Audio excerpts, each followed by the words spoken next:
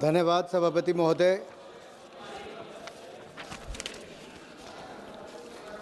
वंदे मातरम, वंदे मातरम, वंदे मातरम। ये साल बहुत विशेष है क्योंकि 150वीं जयंती जहां हम सरदार पटेल जी की मना रहे हैं, बिरसा मुंडा जी की मना रहे हैं, वहीं वंदे मातरम एट 150। और मैं आभारी हूं माननीय स्पीकर महोदय का कि जिन्होंने इस पर चर्चा रखी। आभारी हूं अपने दल का और अपने नेता आदरणीय नरेंद्र मोदी जी का जिन्होंने मुझे इस अवसर पर बोलने का मौका दिया।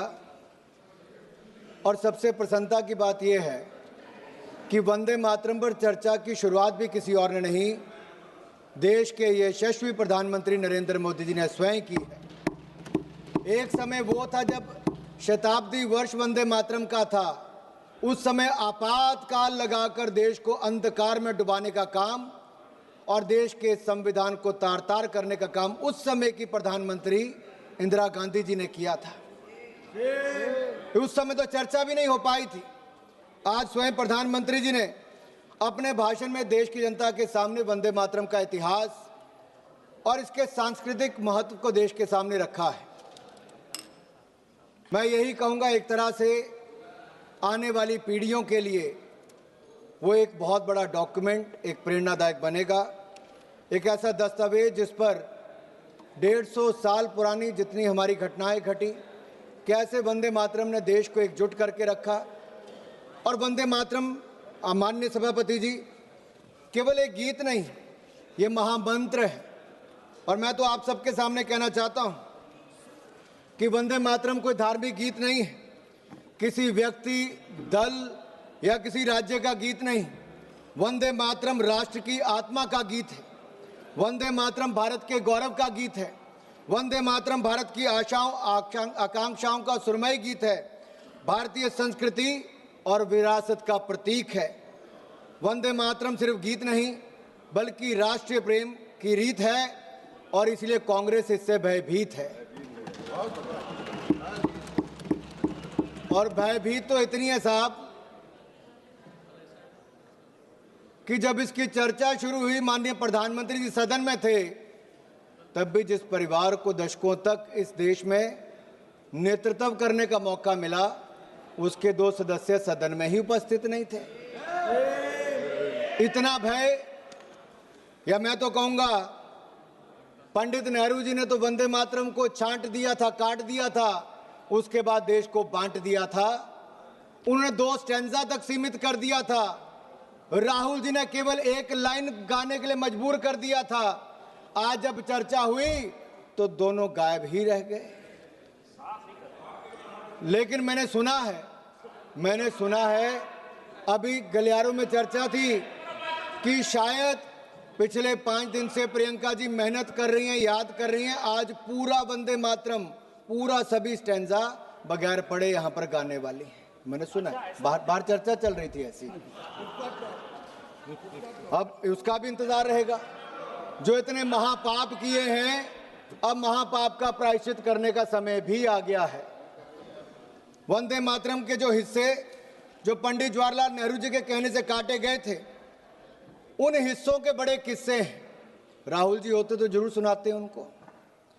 उन हिस्सों में मां दुर्गा की स्तुति थी, शक्ति की आराधना थी, और इन हिस्सों को हटाना भारत की आत्मा को चीरने जैसा था। माननीय सभापति जी, वंदे मातरम का संक्षिप्त इतिहास पर मैं कुछ कहना चाहूंगा। 7 नवंबर 1875 के दिन भारत माता के महान सपूत, संत, साधक, साहित्यकार बंकिम चंद्र चट्टोपाध्याय जी ने इसकी रचना की। और यह शुभ दिन कार्तिक शुक्ल नवमी था, अक्षय नवमी था। और शायद यही कारण भी है कि आज भी ये वंदे मातरम कोई कविता नहीं, भारत माता और इस महान भारत भूमि का एक समर्पित महामंत्र है और आगे आने वाले दशकों तक रहेगा। वंदे मातरम उतना ही पवित्र है जितनी वेद की ऋचाएं हैं। वंदे मातरम उतना ही पाक है जितनी कुरान की आयतें हैं। वंदे मातरम उतना ही होली है जितने बाइबल के वर्स हैं। वंदे मातरम बंकिम चंद्र चटर्जी के कालजयी उपन्यास आनंद मठ का एक अभिन्न अंग है, एक भाग है। आनंद मठ केवल एक उपन्यास नहीं बल्कि एक ऐतिहासिक चेतना का दस्तावेज है। अनडिवाइडेड बंगाल की लड़ाई लड़ने वाले ऐसे जो लोग जो ईस्ट इंडिया कंपनी और स्थानीय सामंती नवाबों के अत्याचारों और शोषणों के खिलाफ लड़ते थे, उन महान सेनानियों के संघर्ष का महामंत्र था वंदे मातरम। वंदे मातरम आज भी उतनी ऊर्जा का संचार करता है। फिर भी जिन लोगों के दिमागों के दरवाजे बंद हैं, अपनी बुद्धि और विवेक पर जिन्होंने कट्टरपंथ का ताला लगा रखा है और जिन्होंने कट्टरपंथ का ताला लगा रखा है, उनके लिए उन्हीं की भाषा में मैं कुछ कहना चाहता हूं जो एक अनाम कवि ने लिखा है। 4 लाइन साझा आपसे करता हूं कि वंदे मातरम है क्या। कौम के खादिम की है जागीर वंदे मातरम, मुल्क के वास्ते है आकीर वंदे मातरम, मुल्क के वास्ते अक्सीर वंदे मातरम। जुल्म से गर कर दिया खामोश मुझको देखना, जुल्म से गर कर दिया खामोश मुझको देखना, बोल उठेगी मेरी तस्वीर वंदे मातरम वंदे मातरम। अध्यक्ष महोदय एक बहुत बड़े बंगाली साहित्यकार, इस्लामिक स्कॉलर हुए रियाजुल करीम, उन्होंने एक किताब लिखी थी, एक लेख लिखा था इस्लाम और वंदे मातरम। मैं इस्लाम इसलिए कह रहा हूं कि मुझसे पहले के कांग्रेस, डीएमके और अन्य वक्ताओं ने कहा कि मुस्लिम इसके विरोधी थे। नहीं साहब, मैं इसकी सच्चाई पर आपके प्रकाश डालना चाहता हूं। उन्होंने वंदे मातरम के समर्थन में एक लेख लिखा, इस्लाम और वंदे मातरम। रियाजुल करीम ने लिखा कि साजिश के तहत वंदे मातरम का विरोध शुरू करवाया गया ताकि मुसलमानों को स्वतंत्रता संग्राम के आंदोलन से धीरे धीरे हटा दिया जाए। रियाजुल करीम ने लिखा कि वंदे मातरम वह गीत है जो गीत गूंगों को जबान दे दे, जो कमजोर दिल के थे उनको साहस दे दे, जो सन्यासी विद्रोही हो या भारत का स्वतंत्रता संग्राम या फिर देश के लिए सीमाओं पर लड़ने वाले जवान हो, वंदे मातरम के उद्घोष से ऐसा जोश पैदा होता हो कि मुर्दों में भी जान फूंक दे, मुर्दों में भी जान फूंक दे। बढ़ते कदम रुक जाते हैं, सर तन जाते हैं गरूर से।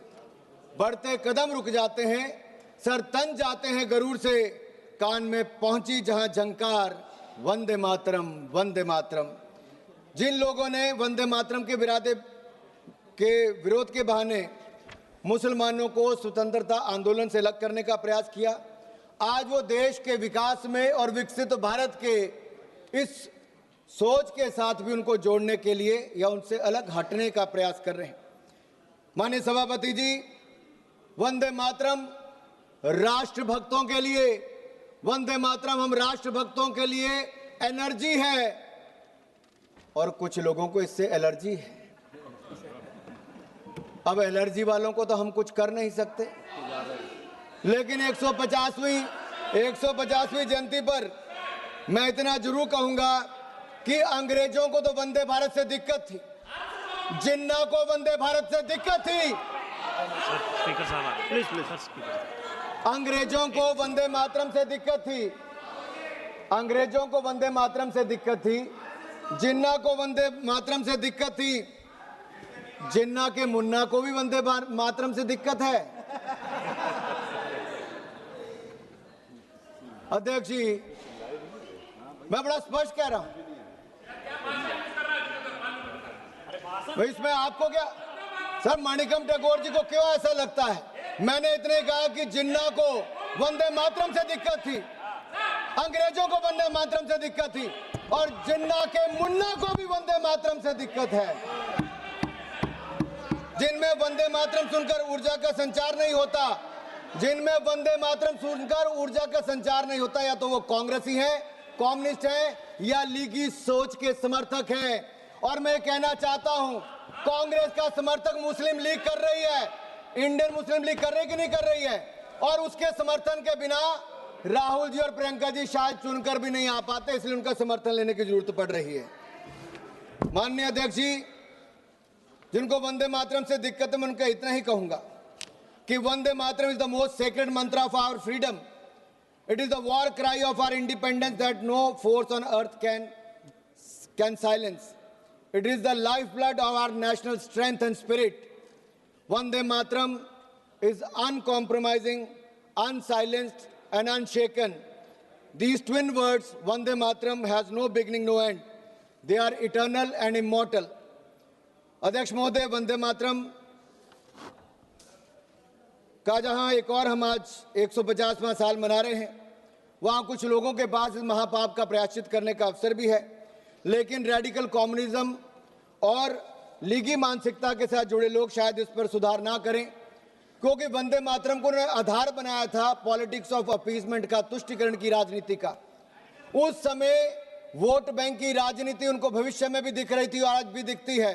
इसलिए बांटो और राज करो की नीति तो अंग्रेजों की थी, लेकिन इनकी नीति काटो, छांटो, विवाद खड़ा करो और फिर जड़ से ही खत्म कर दो।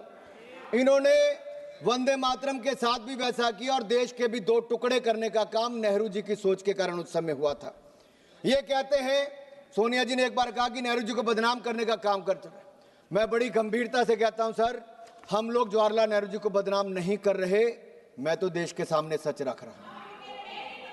हम तो देश के सामने सच रख रहे हैं साहब, और सच्चाई यही है कि जब वंदे मातरम को काट छाट दिया गया, तब ओमकार ठाकुर जी हो, पुलस्कर जी हो, उन्होंने कहा कि हम कटा छटा वंदे मातरम नहीं गाएंगे, हम पूरा का पूरा गाएंगे, जिसको विरोध करना है करें। केवल 2 संजों तक इन्होंने सीमित कर दिया, टुकड़ों में देश को बांट दिया। उस समय जिन्ना को खुश करने का काम किया, आज जिन्ना के मुन्ना को खुश करने का काम कर रहे हैं। मैं माननीय सभापति जी, 27 जुलाई 2018 को कांग्रेस की एक बड़ी रैली बंतवाल में दक्षिण कन्नड़ में हो रही थी। राहुल जी ने मंच से कहा, सिंग ओनली वन लाइन, सिंग ओनली वन लाइन। अरे राहुल जी ने 2 स्टैंजे तक कर दिया, नेहरू जी ने 2 स्टैंजे तक कर दिया, राहुल जी 1 लाइन तक सीमित कर रहे हैं। और यही नहीं, मुझे नहीं पता सर कि आखिरकार ये इतना विरोध इसका क्यों करते हैं और इसका मूल कारण क्या है सर। ये लोग जब अपनी सत्ता में भी वंदे मातरम पर माननीय सभापति जी, माननीय अध्यक्ष जी, वंदे मातरम एक समय मैं सिर्फ सच्चाई मंच पे ला रहा हूं। यूपीए की सरकार 2006 में थी, उस समय कहा गया कि सभी शैक्षणिक संस्थानों में वंदे मातरम गाया जाएगा, लेकिन कहीं ना कहीं कट्टरवादियों ने, जिन्नावादी सोच वालों ने इतना दबाव बनाया कि उस समय की चेयरपर्सन, यूपीए चेयरपर्सन ने कहा कि नहीं, इसको आप अनिवार्य मत करिए, इसको स्वैच्छिक कर दीजिए। मेरा सवाल यह है, क्या वंदे मातरम अनिच्छा या इच्छा का विषय हो सकता है? वंदे मातरम गीत इच्छा या अनिच्छा का विषय नहीं हो सकता। वंदे मातरम तो हमें मातृभूमि के सामने सर झुकाने से, भारत माता को नमन करने से किसी की धार्मिक भावना को कोई आहत नहीं होती है सर। अध्यक्ष महोदय, जो लोग अमेरिकन डेमोक्रेसी की बात करते हैं और सेक्युलरिज्म की बात करते हैं, मैं इतना ही कह देना चाहता हूं, यूनाइटेड स्टेट्स में प्लेज ऑफ एलिजियंस में जिसका एक फ्रेज है, वन नेशन अंडर गॉड, ये अमेरिका के स्कूलों में बच्चों को रोज इस पाठ को पढ़ाते हैं, लेकिन हमारे यहाँ पर वंदे मातरम गाने पर विरोध करते हैं। मध्य प्रदेश में जब इनकी सरकार थी तो मध्य प्रदेश के सेक्रेटरीट में कहा गया, यहाँ से राहुल जी समय देखते, कहा गया कि मध्य प्रदेश के सेक्रेटरीट में वंदे मातरम धुन नहीं बजनी चाहिए। ये बार बार वंदे मातरम का विरोध क्यों होता है अध्यक्ष जी? और यही नहीं, क्या 2009 में वोट बैंक की राजनीति के लिए उस समय के एक होम मिनिस्टर पी चिदम्बरम जी देवबंद में जमाते उलमा हिंद के 30th जनरल सेशन में गए, और पी चिदम्बरम जी जिस सेशन में गए, वंदे मातरम के विरोध में रेजोल्यूशन वहां पर पास हुआ। कांग्रेस पार्टी को इसका जवाब देना चाहिए कि एक नहीं, एक के बाद दूसरा सबने किया।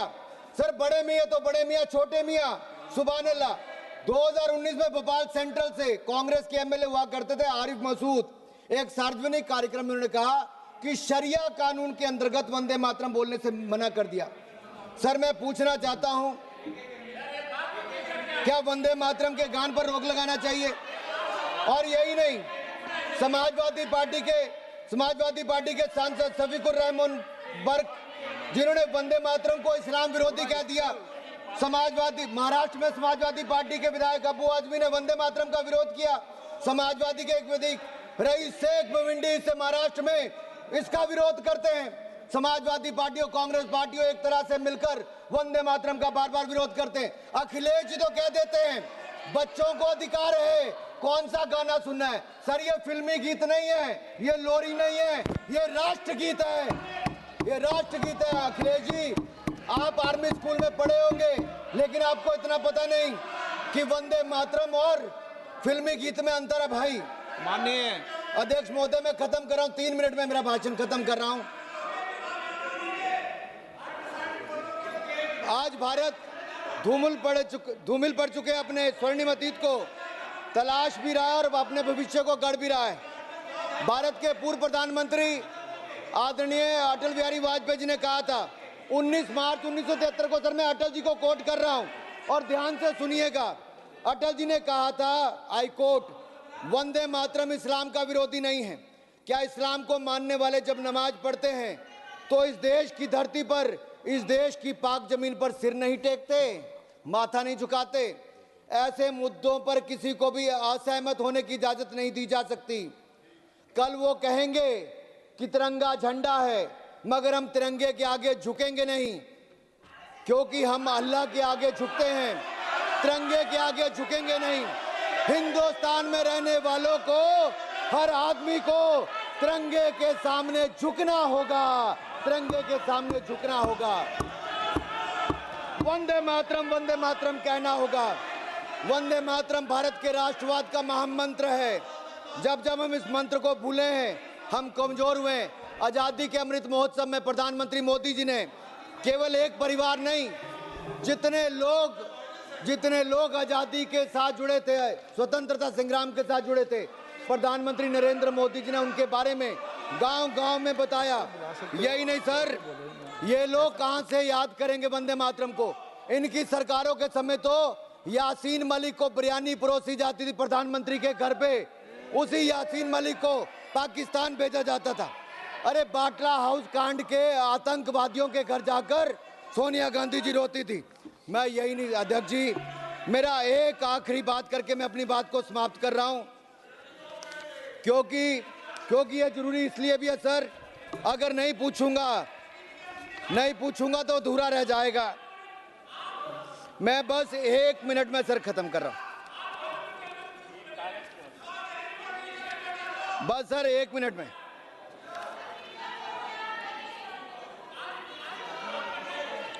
नहीं, ये लोग बहुत हल्ला कर रहे हैं सर।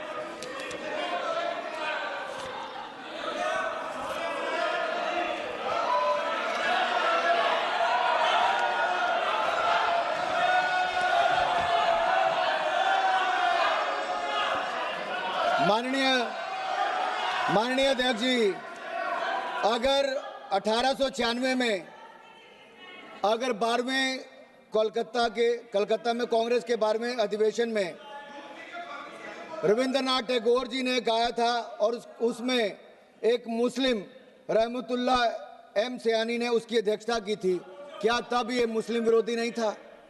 1905 में बंगाल के बारिसाल में चित्तरंजन गुहा जी ने वंदे मातरम के लिए अपना खून बहाया। 1907 में वंदे मातरम गाते गाते सुशील चंद्र सेन ने कोड़े की सजा झेली। 1908 में खुदीराम बोस ने वंदे मातरम गाते फांसी चढ़ ली। 1909 में मदनलाल ढींगरा ने वंदे मातरम बोल लंदन में फांसी से जूझ गए। 1927 में राम प्रसाद मिस्मिल ने वंदे मातरम बोलकर फांसी चढ़ गए। 1971 में कलकत्ता में जब दिनेश चंद्रगुप्त वंदे मातरम का उद्घोष किया तो पूरी जेल में सलाखे हिलाते हुए सर जब फांसी की सजा हुई सबने वंदे मातरम कहा। देश को आजादी भी दिलाई, जितनी लाठियां चली उससे ज्यादा दुगनी आवाज वंदे मातरम के जय घोष से हुई। आज 150वीं जयंती पर इस सदन से भी वो आवाज गूंजनी चाहिए। मैं कहता हूं वंदे मातरम, वंदे वंदे वंदे वंदे वंदे। सर यही हमें कहना है, हमें इसको सर मेरा इतना ही कहना है कि ये बार बार मानिकम जी कितना विरोध वंदे मातरम का करोगे? मानिकम जी कितना विरोध वंदे मातरम का करोगे? अध्यक्ष महोदय एक सवाल पूछ के मैं अपनी बात खत्म, आखिरी सवाल है, आखिर वो कौन सी मानसिकता है जिस एक शब्द, जिस कविता ने राष्ट्रवाद का ज्वार पैदा कर दिया अंग्रेजों से लड़ने के लिए, आज चंद लोग उसका विरोध करते हैं। जिस वंदे मातरम पर हजारों स्वतंत्रता सेनानियों ने देश के लिए अपनी जान न्यौछावर कर दी, आज उससे दिक्कत है। जिस वंदे मातरम की धुन विश्व कवि रविंद्रनाथ टैगोर ने दी उससे दिक्कत है, जिस वंदे मातरम को गाया लता दीदी ने उससे दिक्कत है, ए.आर. रहमान ने जिसको माँ तुझे सलाम में जगह दी उससे दिक्कत है, जिस वंदे मातरम चंद्रशेखर आजाद, सरदार भगत सिंह, मदन लाल ढींगरा, वीर सावरकर, राम प्रसाद बिस्मिल जैसे क्रांतिकारियों का अभिवादन था उससे दिक्कत है, जिस वंदे मातरम का नारा लगने की वजह से हेडगेवार जी को स्कूल से निकाला गया उससे दिक्कत है, जिस वंदे मातरम के समर्थन में लेख छपने के कारण लोकमान्य बाल गंगाधर तिलक को देश निकाल मिला उससे दिक्कत है, जिस वंदे मातरम को राष्ट्रगीत का सम्मान प्राप्त हुआ उससे दिक्कत है। आपको दिक्कत किससे है?